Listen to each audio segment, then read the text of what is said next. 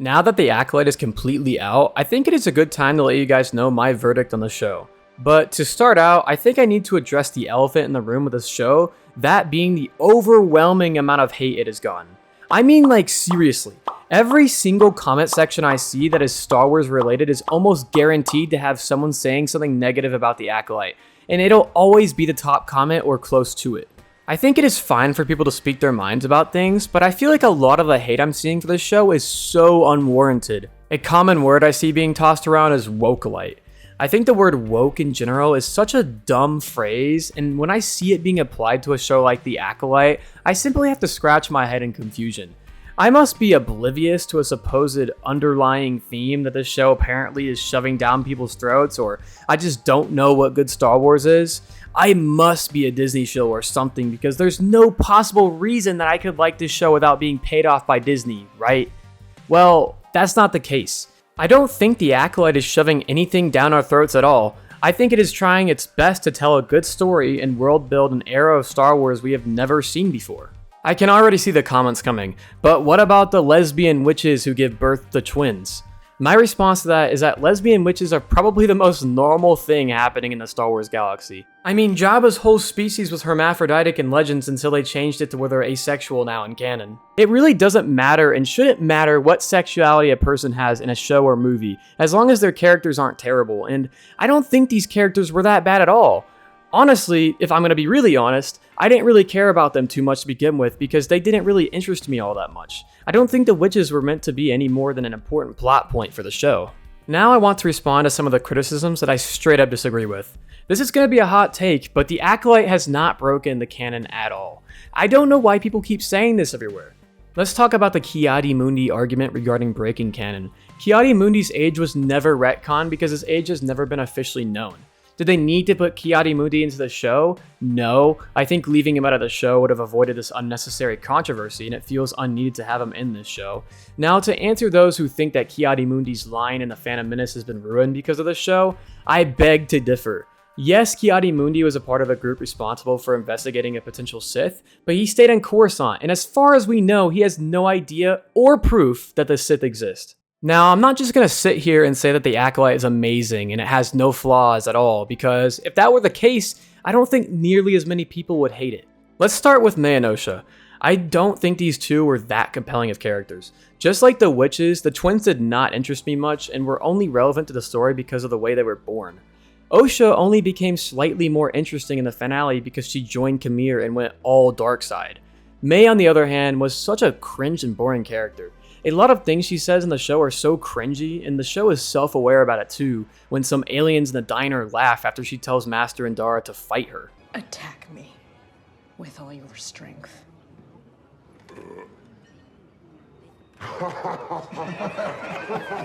The writing in the show doesn't really do either of them justice either because it is honestly all over the place. The story was so predictable as well, not necessarily being a detractor to the show, so I was never shocked by anything that was revealed besides Plagueis appearing in the finale, but I mean, everybody's going to be shocked by Plagueis appearing in live action for the first time. But I'll get into that in a bit. Now, by far the worst aspect of this show was its pacing. The show didn't even get that interesting for me until episode 4, which is crazy. I had to wait 4 episodes to finally be interested in the show. That should not be a thing. And that was the episode when we got introduced to the real threat of the show, Khmer. That obviously is a massive issue since we have to wait a week for a new episode to come out, meaning I had to wait 3 weeks, because the premiere was a double release, to finally be interested in this show. I'm glad the show did a double episode premiere, but I think it would have been a lot better to release 2 episodes every week instead of 1, because it would have helped a bit with the pacing and get around those boring episodes a bit easier. I also think 8 episodes was the wrong amount of episodes for this show because it made the show too drawn out. They should have either done 1 or 2 fewer episodes and made each episode get more to the point, or they should have made the show a couple of episodes longer to develop the story better. And if you don't believe me that the pacing is terrible, I talked to one of my friends last night who started watching the show and told me he was checked out after the 2nd episode because of how boring and uninteresting it was. Of course, I was trying to reassure him that it gets better later on, but it's hard to convince someone that a show is good when the first part of it they see is its weaker half. I think this show should have given us something more interesting to start off with instead of what we got. I'm gonna be honest, I think binging Acolyte is the move and is significantly better than watching it on its weekly releases. But this show did that to itself, and the premiere of the show should have been more interesting. Now that I have addressed other people's criticisms and my own criticisms of the show, I want to talk about this finale, which I think is definitely a big positive of the show. This finale left me wanting to see more of these characters, especially Kymir and Master Vernestra. I have enjoyed seeing Kymir's character open up to the audience. It was so intriguing seeing him kill countless Jedi in episode 5, and in the next episode, we see him just chilling in the water. It kind of gave me Thanos vibes from Infinity War for some reason, when he was just chilling out on the farm after killing half of humanity. I've seen some criticisms of the show talking about how the show is trying to portray the Jedi as bad and the Sith as good, but I don't think it was ever trying to do that. I think what the show is trying to do was show that the Force isn't just good and evil, and just like how people are in the real world, good people can do bad things for good, and evil people can do good things for evil. And I feel like this isn't a new concept either in Star Wars, because we have seen this with many other things like Luthen Rael from Andor, Saw Gerrera, Luke when he blows up a Death Star with millions of people to overthrow an evil government, and Galen Erso who helped build the Death Star but put a flaw in it so it could be blown up. I'm sure there are many other instances of this, but my point is, nobody is completely good or completely evil. The Jedi are definitely not completely good. I mean, they take children from their parents and indoctrinate them into a Force cult so they can die on a battlefield alongside 9-year-old child slaves in a war that is orchestrated by a person who is orchestrating both sides. Does that sound good to you? Anyways, back to talking about the finale again. It is really cool seeing Osha bleed Sol's Kyber Crystal red. And if I recall, that is the first time we've seen that happen, so that is a really neat thing they did. Of course, the fighting in this episode is also amazing, as it has been throughout this entire show. If we could get another show with the Acolyte's level of choreography and Andor's level of genius writing, I think that would actually be the best Star Wars production ever. We really took Andor for granted, man. I miss that type of good writing in Star Wars, and I can't wait for Andor Season 2. Another great thing about this finale is seeing Osha's turn to the dark side once Sol admits to her that he killed her mother that night on Bryndock. Of course, it was sad seeing Sol die, but it had to happen. And honestly, we all saw it coming. There are a few noticeable references in the finale. Firstly, when May tells Sol, "See you in hell, Jedi," which is a reference to when Han Solo says that in Empire Strikes Back. The second instance is when May says no to Kymir after Kymir tells her to complete her path to the dark side and kill Sol. This is a reference to Return of the Jedi when Luke says no to killing Vader after Palpatine tells him to complete his path to the dark side. The third time that I saw a noticeable reference was when May takes Osha down through the vents, which is how she survived the fall when she was little. This is a reference to how Luke survives on Bespin in Empire Strikes Back. So yeah, these were a few neat references that I picked out, but now let's talk about how Master Vernestra is trying to cover up what actually happened to all those Jedi to the Jedi Council and the Senators. She blames Sol for going rogue and killing all the Jedi and his accomplices on his mission, and adds that he killed himself after the fact, even though she already knows Sol is innocent. She's just using him as a scapegoat. I mean, this is some pretty messed up stuff, but I think there is a main reason she is doing this. Selfishness. From what I learned about Master Vernestra online, she is basically a Jedi prodigy. She became a Jedi Knight at just 16 years old, which was unheard of at the time. She holds a good amount of authority at her role, and I think she knows that if the Jedi find out that her old Padawan, Kymir, turned to the dark side and killed all of those Jedi, her integrity would be questioned, and she would likely lose her authority. She obviously doesn't want this to happen, so that is why she lied to everyone and is trying to use May to find Kymir so she can sort this out on her own. It's crazy how quickly one episode of the show can make me find a character so much more interesting. At the beginning of the show, I did not care one bit for Master Vernestra, but now that we know that she is keeping a big secret from the Jedi and she herself has a backstory with Kymir, who I already like a lot, that makes her a lot more intriguing of a character to me. I wonder how long it will be until Vernestra is able to get May to relearn her memories so that she is able to find Kymir. I mean, that Force wipe seemed to be pretty effective, but I think that in the next season, we will see a confrontation between Vernestra and Kymir at some point. Speaking of Kymir, why is he and Osha holding hands at the end of the episode?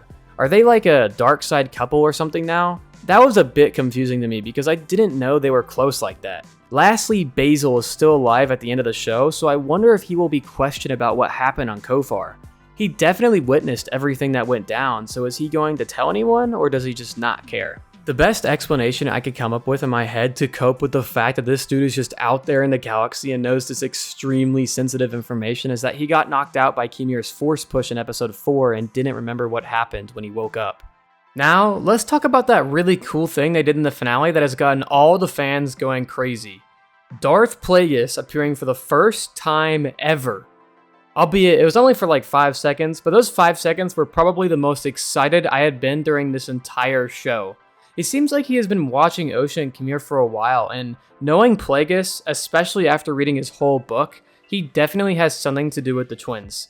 I mean, he has always been interested in creating life and manipulating the Force, so using these witches to achieve that would definitely make sense for him. I think it would actually be pretty cool if he ended up being the one who created the twins, which would also explain why he was watching Osha. I hope Plagueis will have a bigger part in Season 2 because he is such a cool character who is just now making an appearance in canon.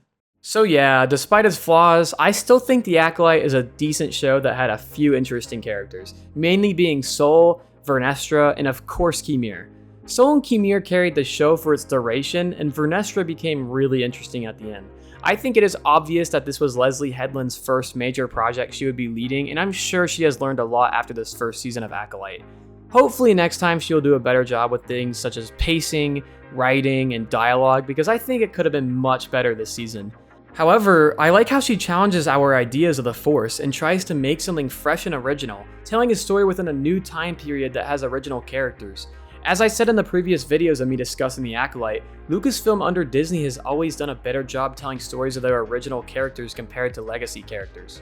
Obviously, I want there to be better stories about legacy characters like Obi-Wan, Luke, Boba Fett, etc., but they haven't done the best job on telling their stories, and that is also a whole rant for another video and another time. I think it is sad that people think this show had an agenda, while it really was the people who were hating on the show before it even released and immediately review bombed it as soon as it was released. This show has its flaws, but in no world did it deserve a lower rating than the holiday special. Like, that's crazy. I'm gonna give the entire show a 7.5 out of 10. Maybe that's a bit too generous, but I genuinely enjoyed many aspects of it. But these were just my thoughts on the first season of The Acolyte. If you didn't agree with the things I had to say, that is absolutely fine. Everyone is entitled to their own thoughts after all.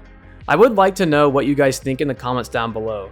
And guys, please remember this. I know the show has been pretty controversial in the Star Wars community, and just regardless of whether you like the show or not, please keep your comments respectful of others' opinions. It is always important to take the time to learn from the people who think the opposite way we do. And it's a good way to grow as a person and form a better perspective on things and on life in general. So, I mean, at the end of the day, we are all Star Wars fans and people, so let's just treat each other as such. So yeah, please leave a like on this video if you made it this far, and subscribe if you haven't already. This is Narf Boy, saying bye. Bye!